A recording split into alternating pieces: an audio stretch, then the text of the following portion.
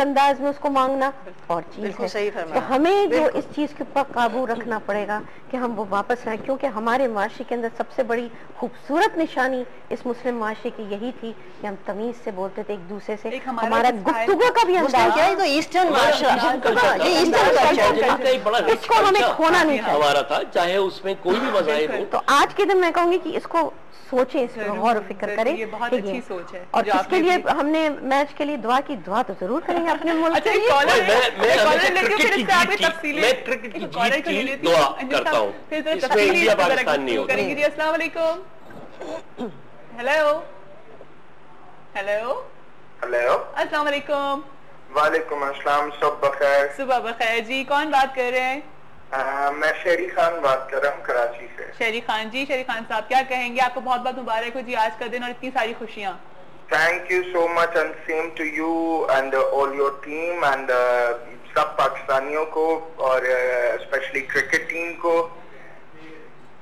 जी। और you are doing great job, best of luck to you, your team. और आपके जो भी गेस्ट बैठे हैं बहुत अच्छे हैं, स्पेशली जहाँ है जो है she is very good at this और and also very good personality के लिए बेस्ट ऑफ लक कि ऐसा ही खेलते रहें। जी हाँ, मेहनत से खेलें बस अच्छे तरीके से। जी हाँ बिल्कुल। और बताइए मतलब व्हाट्स द क्वेश्चन? आज तो क्वेश्चन, आज का क्वेश्चन ही जी, आज एक टॉपिक आपको दिया है कि आप बताएं कि आपको लगता है कि आप पाकिस्तान के साथ सही जस्टिस कर रहे हैं, आपकी फीलिंग्स अगर बहुत अच्छी हैं तो वो शेयर करें। क्या सोचते हैं अपने मुल्क के लिए कि किस तरह से इसकी हेल्प कर सकते हैं? मुल्क के लिए यही सोचते हैं कि अगर हमारे जो पॉलिटिशियंस हैं स्पेशली वो सब लोग राय रास्त पे आ जाएं तो हमारा मुल्क बिल्कुल बहुत टॉप पे जाएगा ऑल ओवर द वर्ल्ड। ठीक है जी, थैंक यू सो मच जी, थैंक यू। अच्छा, मुझे लगता है पॉलिटिशियंस के साथ साथ हमारी आवाम भी अगर हम भी अगर हर चीज को फॉलो पूरा कर माइंडसेट है, हम रूल्स फॉलो कर लें, लॉज फॉलो कर लें, everything comes from the top to bottom. ये एक माइंडसेट होता है। जी हाँ। बहुत सारी कॉम्प्लिकेशंस होती हैं, लेकिन हमारे यहाँ मिसाल के तौर पे कायद आज़म को वक्त नहीं मिल सका जो उनकी जहन की एक सोशल वेलफेयर मुस्लिम स्टेट बनाने का जो तस्वुर था उनका, उन्हें टाइम नहीं मिला। उसके बाद वो मफाद याफ्ता तबकात या वो जिनके मफाद थे वो आ गए ताकत के इस्तेमाल से, तो हमें बिल्कुल हौच पौच कर दिया। इंडिया में जैसे सबसे पहले उन्होंने क्या किया, जागीरदारी सिस्टम खत्म कर दिया, क्योंकि ये एक ऐसा माइंडसेट है कि ये सिर्फ जरूरी नहीं है कि जागीरदार हो उसी का होता है, ये डाउन द लाइन चलता है। और हम सब अपनी अपनी जिंदगियों में एक फ्यूडल सोच के हामिल हो गए।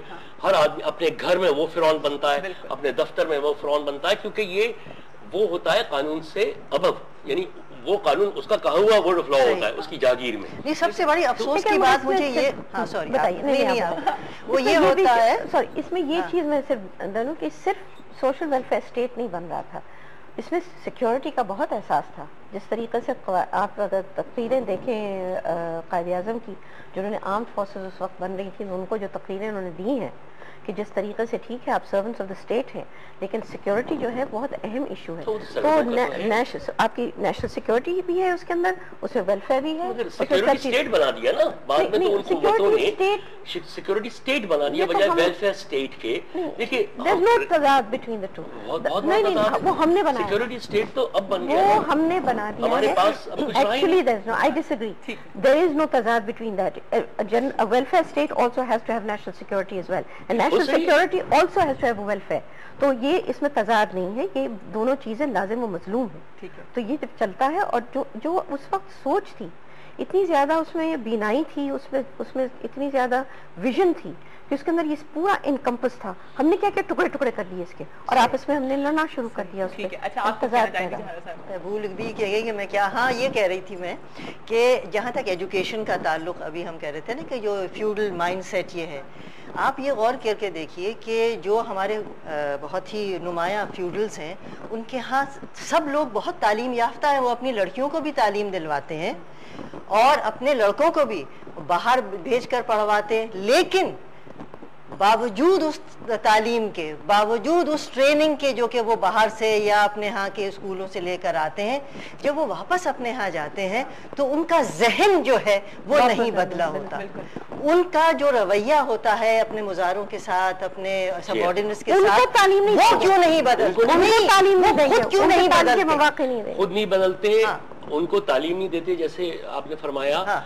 क्योंकि उनका जो माइंडसेट होता है, उनकी जीन्स में ये होता है कि वो रूल करने के लिए आए हैं।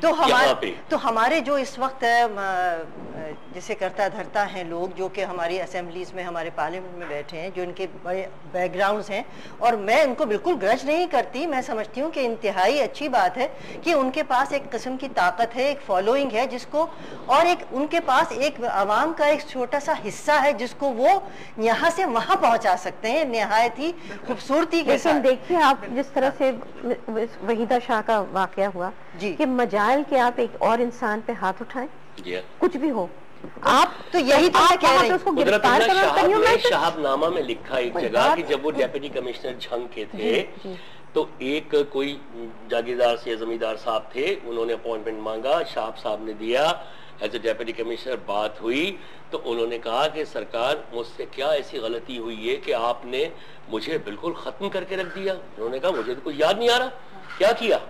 कहने लगे आपने मेरे इलाके में स्कूल खुलवा दिया। अच्छा। ये तो मेरी फला जमींदार से खानदानी दुश्मनी है, उसने आपको आके प्रपोजल दिया कि फला गांव में स्कूल खोल दो। तो साहब ने कहा, मैं हैरान रह गया, मैंने कहा स्कूल? हाँ। क्या ये दुश्मनी है? उन्होंने कहा जनाब ये दुश्मनी है हमसे, स्कूल खोलना हमारे इलाके। अच्छा, ये कोई नई चीज नहीं है। मैं बहुत अरसा पहले मशरक़ी पाकिस्तान में चाय के बागात थे, वहाँ पे मेरा रहने का इत्तेफाक हुआ, और वहाँ पे जाहिर बात है बहुत ही ब्रिटिश किस्म का माहौल था और हर चीज़ उनकी वो थी। तो जब मैं यहाँ से गई, बहुत ही यंग, शादी होके यहाँ से मैं गई, तो वहाँ मैंने अपने शौहर से कहा, मैंने कहा यहाँ इतने बहुत से बच्चे इस तरह, मैं एक सोशल वर्कर के माहौल में मैं पली थी, मेरी वालदा, मेरे वालिद और सब कुछ। मैंने कहा नहीं, इतने बच्चे बेचारे फिर रहे होते हैं, तुम ऐसा करो, उनसे कहो कि मेरे पास आ जाकर मैंने पढ़ा दिया करूँगी।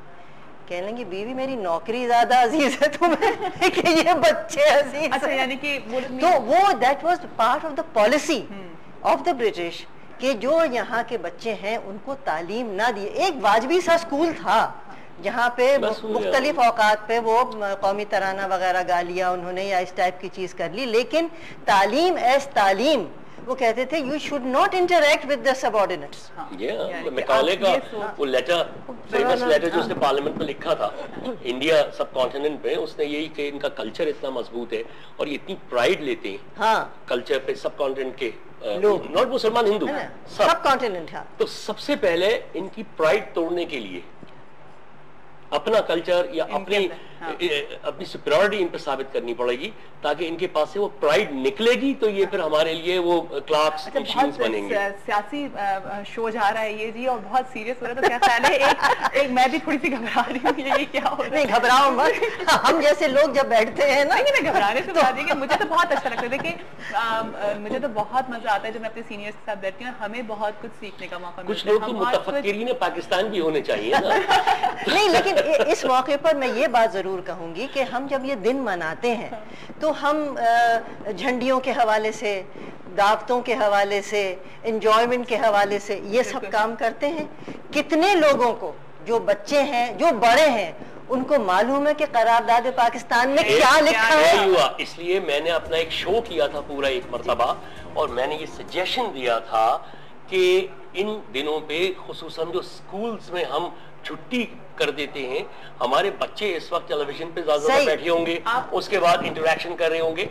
स्कूल्स पे 14 अगस्त 23 मार्च या किसी भी खास शख्सियत, कायदे आजम, इस पर स्कूल को तो फुल सेशन होना चाहिए और उस दिन डेडिकेट कर देना चाहिए उस दिन के हिसाब से, ताकि बच्चे स्कूल से सीखते हैं। इस वक्त बच्चे या तो खेल रहे होंगे या वो अपने कंप्यूटर गेम्स में लगे होंगे, या टेलीविजन पे मेरा आपका शो नहीं देख रहे होंगे, वो कार्टून नेटवर्क देख रहे होंगे, क्योंकि आज उनकी छुट्टी है, वो सेलिब्रेट कर रहे हैं एज अ हॉलिडे। तो मैंने शुरू से ये एतराज किया था कि इन अहम दिनों के ऊपर फुल डे स्कूल होना चाहिए। कमेमोरेशन डे होता है ना इसको, यानी याद का दिन होता है, तजीद अहद होती है। सही, हाँ, उसमें परफॉर्म हो जाती है। फोकस कर देते हैं, हाफ डे करके स्कूल का रखते। अभी एक कॉलर ने जब ये नगमे की फरमाइश की हम लाए हैं तूफान से कश, तो मुझे अपना बचपन याद आ गया कि हम वो एक होती थी और हम चलते हुए जा रहे होते, टैबलोज हो रहे होते, बहुत ये स्कूल्स में होती थी हमारे टाइम पे, तो बहुत ज्यादा टैबलोज वगैरह लेकिन अब जी आजकल तो स्प्रिंग हॉलीडेज हुई है बच्चों की, तो बच्चे अपने हॉलीडेज मना रहे हैं, एंजॉय करें। अच्छा क्या ख्याल है, एक जरा मिली नगमा भी सुन लेते हैं, है ना? ठीक है, अदनान एक अच्छा सा मिली नगमा। आज की मॉर्निंग शो में हर तरह का फ्लेवर होता है, आज सारा फ्लेवर, अब बहुत कुछ सीखने को मिल रहा है आज हमको। और 2 पॉइंट हमारे सामने आए हैं आज इस शो पे कि जी एक तो छुट्टी वाला पहलू कि जी छुट्टी नहीं होनी चाहिए, और एक तमीज का, जिस पे भी मैं आगे और इसको डिस्कस करूंगी कि कहाँ है जहाँ पे हम अपनी तहजीब खत्म कर रहे हैं, जिस तहजीब पे हमने बात करनी है, कहाँ हम अपनी तमीज भूल रहे हैं, और कौन कसूरवार है, कौन कसूरवार है। बिल्कुल इस पे हम बात करेंगे, वालिदैन कौन, बिल्कुल इसको भी वो रिस्पेक्ट जो है वो खत्म होती जा रही है, बहुत ब्लंट होते जा रही है, खतरनाक है, बहुत खतरनाक है। अदनान क्या ख्याल है, आपने सुना है जी आतिफ साहब जरा प्लीज माइक खोल दीजिए। मैं हूं डॉक्टर सलमान फरीद। हर हफ्ते मैं आपकी खिदमत में हाजिर हुआ करूंगा, और क्योंकि ये गाना हर किसी की ज़बान पे है, हर किसी को आप इससे बराह रास्त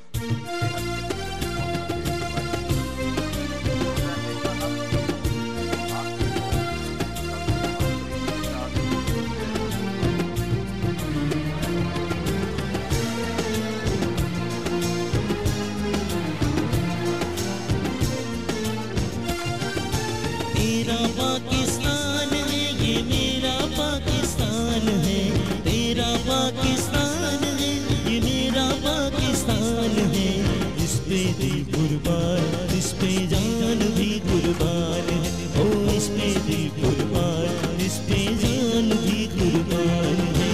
तेरा पाकिस्तान है, ये मेरा पाकिस्तान है, तेरा पाकिस्तान है, ये मेरा पाकिस्तान है, इस पे दिल कुर्बान, इस पे जान भी कुर्बान है, ओ इस पे दिल कुर्बान, इस पे जान भी कुर्बान है।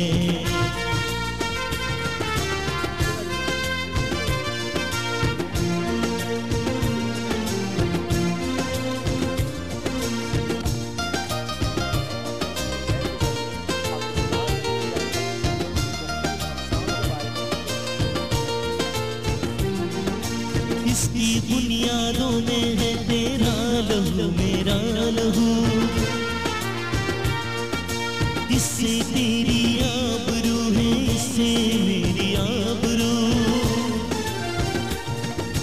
इसकी बुनियादों में है तेरा लहू मेरा लहू, इससे तेरी आबरू है, इससे मेरी आबरू, इससे तेरा नाम है, इससे मेरी पहचान है, इससे तेरा नाम है, इससे मेरी पहचान है, इस पे दिल कुर्बान, इस पे जान भी कुर्बान है, ओ इस पे दिल कुर्बान, इस पे जान भी कुर्बान है।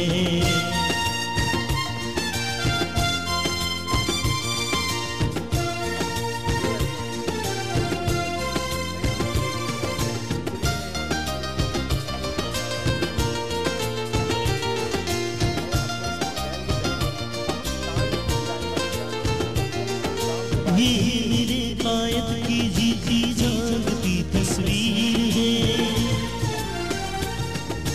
हजरत इकबाल के ख्वाबों की ये ताबीर है। ये मेरे कायद की जीती जागती तस्वीर है, हजरत इकबाल के ख्वाबों की ये ताबीर है। ये वतन प्यारा वतन सरमाया ईमान है, ये वतन प्यारा वतन सरमाया ईमान है, इस पे दिल कुर्बान, इस पे जान भी कुर्बान है, ओ इस पे दिल कुर्बान, इस पे जान भी कुर्बान है।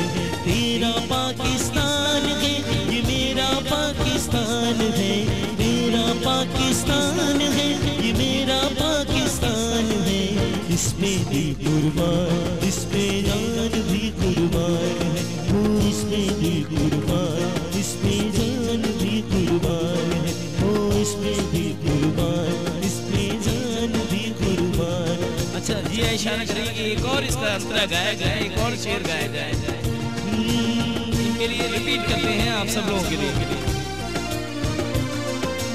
इसकी बुनियादों